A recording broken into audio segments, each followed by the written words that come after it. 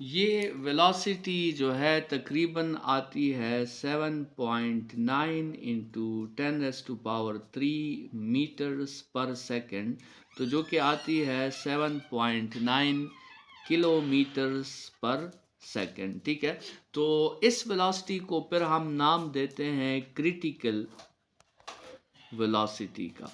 ठीक है, और ये वो मैक्सिमम वेलोसिटी है जो किसी सैटेलाइट को हम दे सकते हैं। इससे ज़्यादा वेलोसिटी किसी भी सैटेलाइट के लिए पॉसिबल नहीं है। और ये वेलोसिटी जो सैटेलाइट को हम देंगे तो वो सैटेलाइट अर्थ के सरफेस के बहुत करीब होगा। ठीक है, मतलब उसका रेडियस जो है वो सबसे कम होगा, तो आपके साथ सैटेलाइट की जो वेलोसिटी होगी वो सबसे ज़्यादा होगी। तो स्टूडेंट्स, ये तो हमने बात कर ली द ऑर्बिटल वेलोसिटी पे, और अब बात करते हैं द ऑर्बिटल रेडियस पे। द ऑर्बिटल रेडियस, तो ऑर्बिटल रेडियस के भी हमने कैलकुलेशन करनी है, ये भी क्रिटिकल इशू है। और लेट्स सपोज आपके साथ ये अर्थ है और एक सैटेलाइट जो है वो इस सर्कल में रोटेट कर रहा है, तो इस सैटेलाइट के सेंटर से अर्थ के सेंटर तक जो फासला होगा, हम इस फासले को ऑर्बिटल रेडियस कहते हैं। और इसके लिए जो हम फार्मूला यूज़ करने लगे हैं, तो हम वही फार्मूला उठाते हैं जो ऑलरेडी हमने जो है वो सैटेलाइट्स ऑर्बिटल वेलोसिटी के लिए ऑलरेडी डिराइव किया है।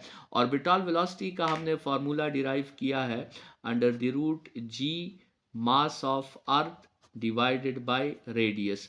लेकिन स्टूडेंट्स, वेलोसिटी का एक दूसरा फार्मूला भी है जो कि है डिस्टेंस बाय टाइम। और इस वेलोसिटी के फार्मूला को अगर हम एक साइकिल के लिए, फॉर सिंगल साइकिल, हम इस फार्मूला को लिखना चाहे, तो सिंगल साइकिल के लिए डिस्टेंस की जगह फिर मैं पुट करूंगा 2πr, और टाइम की जगह मैं पुट करूंगा टाइम पीरियड। तो स्टूडेंट्स, ये जो फार्मूला है, अगर हम इसको v में यहाँ पे पुट कर दें, यहाँ पे हम इसको वेलोसिटी में पुट कर दें, तो आपके साथ आ जाएगा 2πr/t is equal to Gme/r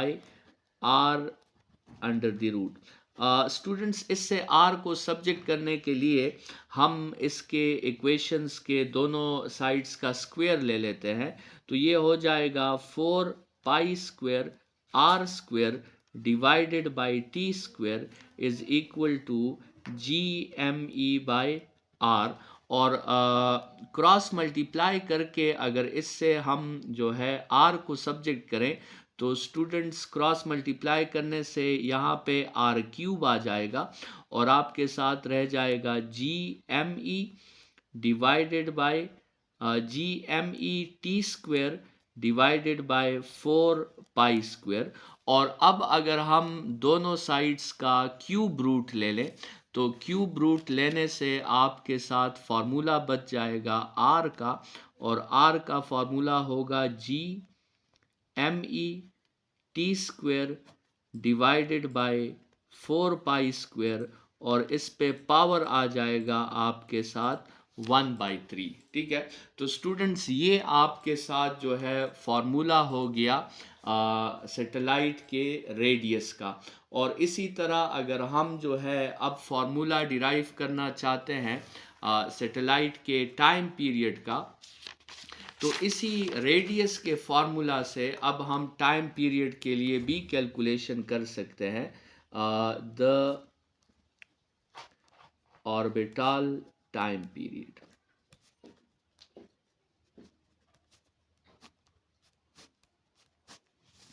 तो द ऑर्बिटल टाइम पीरियड के लिए जो हमने ऑलरेडी रेडियस के लिए ये फार्मूला मेंशन किया था कि 4π² r² divided by t² is equal to Gme/r।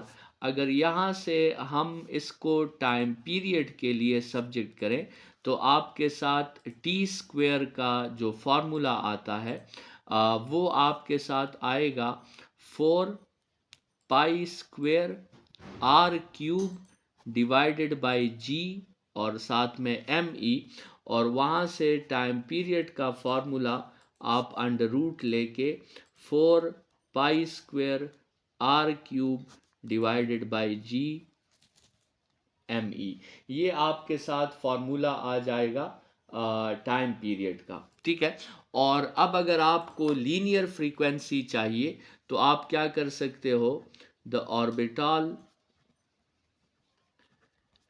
Frequency अगर आप मालूम करना चाहते हो तो आप इसी का रिसिप्रोकल ले लो, क्योंकि फ्रीक्वेंसी का फॉर्मूला होता है 1/टाइम पीरियड। तो आप इसी का रिसिप्रोकल ले सकते हो, जी एम ई न्यूमरेटर में चला जाएगा और 4 पाई स्क्वायर आर क्यूब जो होगा वो डिनोमिनेटर में आ जाएगा। और स्टूडेंट्स अगर आपको, अच्छा इसको आप फर्दर भी सॉल्व कर सकते हो, अगर इस 4 पाई स्क्वायर पे आप अंडर रूट ले लें तो ये 2 पाई आ जाता है और अंदर क्या रह जाएगा, r cube divided by g m e रह जाएगा। और इसी तरह अगर यहाँ पे आप इसका रिसिप्रोकल ले लें तो वो 1/2 पाई रह जाएगा और यहाँ पे रह जाएगा g m e divided by r cube रह जाएगा। ठीक है। तो सिंप्लीफाई भी आप इसे कर सकते हैं। और फिर अगर आपने इसकी एंगुलर फ्रीक्वेंसी फाइंड करनी है, द ऑर्बिटल ओमेगा आपने इसका फाइंड करना है, तो आपको पता है कि ओमेगा का जो फॉर्मूला है वो 2 पाई एफ है। तो आप इसी फ्रीक्वेंसी के साथ 2 पाई मल्टीप्लाई कर सकते हैं। तो जब आप इसके साथ 2 पाई मल्टीप्लाई करेंगे तो ये 2 पाई और 2 पाई तो आपके साथ कैंसल आउट हो जाएंगे, g m e by r cube, ये 2 पाई कैंसिल, और ओमेगा की वैल्यू आपके साथ आ जाएगी under the root g m e by r cube. तो ये आपके साथ जो है उन पांचों क्वांटिटीज़ के फार्मूलाज हो गए जो हमने प्लानिंग में डिस्कस किए थे कि ये पांचों क्वांटिटीज़ फाइंड करना इंतहाई ज़रूरी है। सबसे पहली जो है क्वांटिटी ऑर्बिटल वेलोसिटी की थी, दूसरी जो आपके साथ क्वांटिटी थी वो ऑर्बिटल जो है रेडियस था, तीसरी जो आपके साथ क्वांटिटी थी वो ऑर्बिटल टाइम पीरियड है, चौथी जो क्वांटिटी है वो ऑर्बिटल फ्रीक्वेंसी है, और पांचवी जो क्वांटिटी है वो ऑर्बिटल एंगुलर फ्रीक्वेंसी है। स्टूडेंट्स हमने डिस्कस किया था वेटलेसनेस के टॉपिक में कि जो भी बॉडी जो है फ्री फॉल में होती है, जो भी बॉडी आपके साथ फ्री फॉल में होती है, मतलब जिस भी बॉडी पे सिर्फ जो है कौन सा फोर्स एक्ट करता है, जिस पे सिर्फ ग्रेविटेशनल फोर्स एक्ट करता है, या जिस बॉडी पे सिर्फ वेट एक्ट करता है, और उस वेट को बैलेंस करने के लिए या उस बॉडी को फॉलिंग से रोकने के लिए उस बॉडी पे कोई दूसरा फोर्स एक्ट नहीं करता, तो फिर हम कहते हैं कि वो बॉडी जो है वो रियल वेट तो उनका मौजूद है, लेकिन अपेरेंटली जो है वो बॉडी आपके साथ वेटलेस है, जो हमने इससे पहले लेक्चर में वेटलेसनेस की बात की थी। तो फ्री फॉल में बॉडी अपेरेंटली क्या होती है, फ्री फॉल में बॉडी अपेरेंटली वेटलेस होती है। अब स्टूडेंट्स ये जो सैटेलाइट मोशन है, तो सैटेलाइट मोशन में भी तो आपके साथ सिर्फ एक ही फोर्स एक्ट करता है और वो ग्रेविटेशनल फोर्स है। मतलब सैटेलाइट मोशन भी कौन सा मोशन है, वो भी फ्री फॉल है। तो इसका मतलब ये है कि सैटेलाइट और उसके अंदर जितना भी इक्विपमेंट लगा है, और या उसके अंदर जो है कुछ एस्ट्रोनॉट्स है फ़र्ज़ करें, तो वो एस्ट्रोनॉट्स क्या होंगे, वो भी अपेरेंटली जो है वो क्या होंगे, वो वेटलेस होंगे। ठीक है। तो अब उनके जो फिर डेली रूटीन टाइम के टास्क्स हैं उनको परफॉर्म करने में उनको फिर मसला होगा, तो फिर हमें क्या करना ज़रूरी होगा, हमें इन सैटेलाइट्स में आर्टिफिशियल ग्रेविटी क्रिएट करना जो होगी वो मस्ट होगी। तो अब जो है इस चैप्टर का आपके साथ लास्ट टॉपिक है और वो है आर्टिफिशियल ग्रेविटी। तो स्टूडेंट्स आर्टिफिशियल ग्रेविटी जो है वो एक सैटेलाइट में इसलिए बनाई जाती है ताकि उसमें जो एस्ट्रोनॉट्स हैं उनको बिल्कुल अर्थ वाली फीलिंग आए और उनको ये महसूस ही ना हो कि हम फ्री फॉल में हैं और हम वेटलेस हैं, और उनको बिल्कुल ऐसा लगे कि वो बिल्कुल अर्थ के सरफेस पे ही मौजूद है। तो उसके लिए हमें जो है सैटेलाइट में आर्टिफिशियल ग्रेविटी को क्रिएट करना पड़ता है। स्टूडेंट्स आर्टिफिशियल ग्रेविटी को क्रिएट करने से पहले आप इस कंसेप्ट को समझें कि किसी सरफेस पे अगर हमने चलना होता है तो उसके लिए क्या ज़रूरी है। मतलब if we want to walk over a surface, तो उसके लिए मस्ट जो है वो क्या है, ठीक है। मतलब लेट्स सपोज ये एक सरफेस है और आप चाहते हैं कि आप इस सरफेस पे वॉक करें, ठीक है। आप इस सरफेस पे क्या करें, आप इस सरफेस पे वॉक करें, तो इसके लिए क्या ज़रूरी है। तो स्टूडेंट्स याद रखें, किसी भी सरफेस पे वॉक करने के लिए ज़रूरी बात यह है कि आप पे जो है एक फोर्स अप्लाई होना चाहिए, ठीक है। और वो फोर्स जो है वो उस सरफेस को परपेंडिकुलर होना चाहिए, ठीक है। मतलब अगर एक सरफेस पे आप वॉक करना चाहते हैं तो ज़रूरी बात है कि आप पे एक फोर्स अप्लाई होना चाहिए, और वो फोर्स क्या होना चाहिए, वो उस सरफेस को परपेंडिकुलर होना चाहिए, ठीक है। तो अगर आप पे किसी सरफेस पे परपेंडिकुलर फोर्स अप्लाई हो रहा है तो इसका मतलब ये है कि फिर आप उस सरफेस पे इजीली जो है वो वॉक कर सकते हैं। तो स्टूडेंट्स अब आर्टिफिशियल ग्रेविटी में क्या होता है, आप कंसिडर करें कि ये एक साइलेंड्रिकल रूम है आपके साथ, फर्ज करें, ठीक है। ये आपके साथ क्या है, एक साइलेंड्रिकल रूम है। और अगर ये साइलेंड्रिकल रूम अर्थ के ग्रेविटेशनल फील्ड में होता स्टूडेंट्स, तो आप अर्थ के ग्रेविटेशनल फील्ड में इस सरफेस पे आसानी से जो है वो चल सकते हैं, ठीक है। क्योंकि आप पे अर्थ क्या अप्लाई करेगा, एक फोर्स अप्लाई करेगा जो इस सरफेस को क्या होगा, परपेंडिकुलर होगा।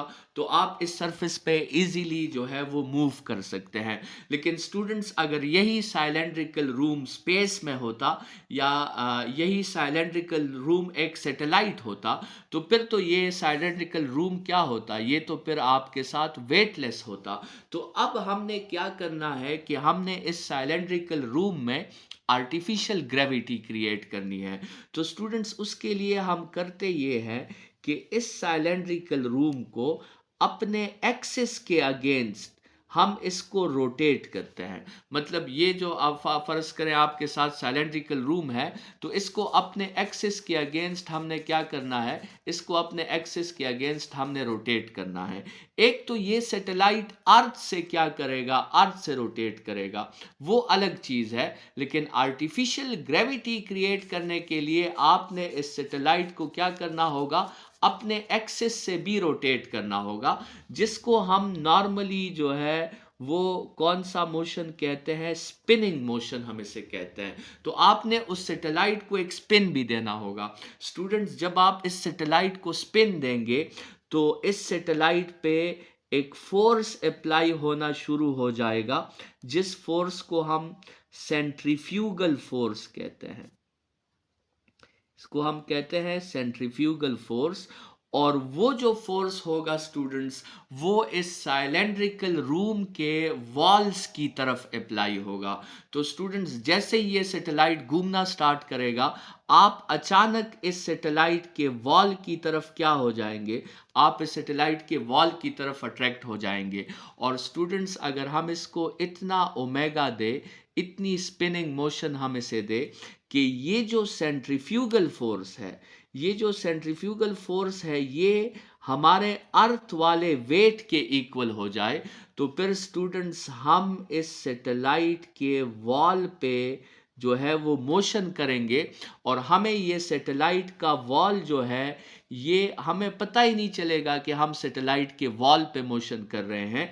हमें ऐसा महसूस होगा कि हम बिल्कुल जो है एक ग्राउंड के सरफेस पे क्या हो रहे हैं, ग्राउंड के सरफेस पे हम मूव हो रहे हैं। तो ये जो है आपके साथ आर्टिफिशियल ग्रेविटी का मेन कंसेप्ट है। स्टूडेंट्स, अगर आप अर्थ के सरफेस पे देखें तो आपको ये समझना बहुत आसान होगा कि कभी कभार जो है आप अर्थ के अगर इस सरफेस पे जो है वो मोशन कर रहे हैं तो फिर तो चलें, कोई मसला नहीं है, आप कंसिडर कर लें कि आप ग्राउंड पे मोशन कर रहे हैं। लेकिन ज़रूरी तो नहीं कि आप यहाँ पे हो सकता है आप अर्थ के इस सरफेस पे हो। तो यहाँ पर तो इस तरह है कि फ़र्ज़ करें आप किस पे मोशन कर रहे हैं, वॉल पे मोशन कर रहे हैं, या लेट्स सपोज आप अर्थ के इस रीजन पे हो तो ये भी इस तरह है जैसे आप किस पे मोशन कर रहे हैं, वॉल पे। और अगर आप अर्थ के इस सरफेस पे हो तो ये तो फिर ऐसा है कि आप जो है वो फ्लोर पे मोशन कर रहे हैं, आप किसी छत पे मोशन कर रहे हैं। तो स्टूडेंट्स, असल में ज़रूरी चीज़ क्या होती है, ज़रूरी चीज़ वो फोर्स होती है जो उस सरफेस को परपेंडिकुलर होती है। तो अगर ये फोर्स आप पे वॉल पे अप्लाई हो तो आप वॉल पे भी मोशन कर सकते हैं। अगर ये फोर्स आप पे छत पे अप्लाई हो तो आप छत पे भी मोशन कर सकते हैं। तो आर्टिफिशियल ग्रेविटी में स्टूडेंट्स क्या किया जाता है, सेंट्रीफ्यूगल फोर्स से वेट का काम लिया जाता है और उस सेंट्रीफ्यूगल फोर्स की वजह से आप उन सैटेलाइट्स के वॉल्स पे इजीली जो है वो मोशन कर सकते हैं। स्टूडेंट्स, हमने अभी यहाँ पे बात की कि हमने उस सेंट्रीफ्यूगल फोर्स को जो है इतना करना है कि वो अर्थ पे हमारे वेट जितना हो जाए। तो स्टूडेंट्स, उसके लिए कैलकुलेशन अगर आपने करनी है तो आपने सेंट्रीफ्यूगल फोर्स मतलब mv² को इक्वल करना होगा mg के। तो m और m कैंसिल हो जाएगा और वहाँ से जो आपको वेलोसिटी मिलेगी इस बॉडी को स्पिन करने की, वो वेलोसिटी आपको मिलेगी gr के इक्वल। और अगर आपको जो है वो एंगुलर वेलोसिटी चाहिए तो आप v की जगह क्या पुट कर दें, r omega is equal to g r, और फिर आप इसका स्क्वायर ले लें तो r square omega square is equal to g r. एक आर कैंसिल हो जाएगा और आपको ओमेगा की वैल्यू मिल जाएगी under the root g by r. तो अगर आपको ओमेगा चाहिए आर्टिफिशियल ग्रेविटी क्रिएट करने के लिए और बिल्कुल अर्थ वाली फीलिंग देने के लिए, तो ये आपकी वो एंगुलर स्पीड है जिससे आपको सैटेलाइट को रोटेट करना है। और इसमें जो आर आपको नज़र आ रहा है वो इस सैटेलाइट का रेडियस है, ठीक है। और जी जो है उसकी जगह आप 9.8 यूज़ करेंगे अगर आपको अर्थ वाली फीलिंग चाहिए। और स्टूडेंट्स, अगर आपको फ्रीक्वेंसी के लिए कैलकुलेशन करनी है तो फ्रीक्वेंसी का फॉर्मूला होता है ओमेगा बाई 2 पाई। तो स्टूडेंट्स, उसके फार्मूला आपके साथ आ जाएगा 1/2 पाई जी बाय आर। तो ये आर्टिफिशियल सैटेलाइट के लिए स्टूडेंट्स वेलोसिटी का फार्मूला है। ये आर्टिफिशियल सैटेलाइट्स के लिए अगर आपने आर्टिफिशियल ग्रेविटी कैलकुलेट करनी है तो ये लीनियर वेलोसिटी का फार्मूला हो गया, ये एंगुलर वेलोसिटी का फार्मूला हो गया और ये उसकी लीनियर फ्रीक्वेंसी का फार्मूला हो गया। इस टॉपिक के साथ स्टूडेंट्स हमारा चैप्टर नंबर 5 जो है वो वाइंड अप हुआ। चैप्टर नंबर 5 में सबसे पहले हमने बात की थी एंगुलर क्वांटिटीज़ की, जिसमें हमने एंगुलर डिस्प्लेसमेंट, एंगुलर वेलोसिटी और एंगुलर एक्सेलरेशन पे बात की। फिर हमने लिंक्स पढ़े जो लीनियर और एंगुलर क्वांटिटीज़ के दरमियान है। उन लिंक्स को दोबारा भी मैं लिखवा देता हूँ। स्टूडेंट्स, 4 लिंक्स हैं जो लीनियर और एंगुलर क्वांटिटीज़ के दरमियान है। एक लिंक है v is equal to omega cross r। दूसरा लिंक है s is equal to theta cross r। और तीसरा लिंक है a is equal to alpha cross r। और चौथा लिंक है l is equal to r cross p। ठीक है। एक लीनियर और एंगुलर वेलोसिटी का रिलेशन है, एक लीनियर और एंगुलर डिस्प्लेसमेंट का रिलेशन है, एक लीनियर और एंगुलर एक्सेलरेशन का रिलेशन है, और एक लीनियर और एंगुलर मोमेंटम का रिलेशन है। स्टूडेंट्स, इसके बाद फिर हमने यूनिफॉर्म सर्कुलर मोशन और सेंट्रीपिटल फोर्स और सेंट्रीपिटल एक्सेलरेशन पे बात की थी। उसके बाद मोमेंट ऑफ इनर्शिया पर, टॉर्क पर और एंगुलर मोमेंटम पे बात हुई थी। और उसके बाद हमने रियल एंड एपरेंट वेट को डिस्कस किया, और आज के लेक्चर में हमने सैटेलाइट्स को डिस्कस किया। इसमें एक टॉपिक जो है हमारा रहता है जिसको जियो स्टेशनरी सैटेलाइट्स कहते हैं, तो उस टॉपिक को इंशाल्लाह नेक्स्ट लेक्चर में डिस्कस करेंगे, और उसके साथ हमारा ये लेक्चर जो है ये वाइंड अप हो जाएगा। आज के लेक्चर के लिए इतना ही। Thank you students.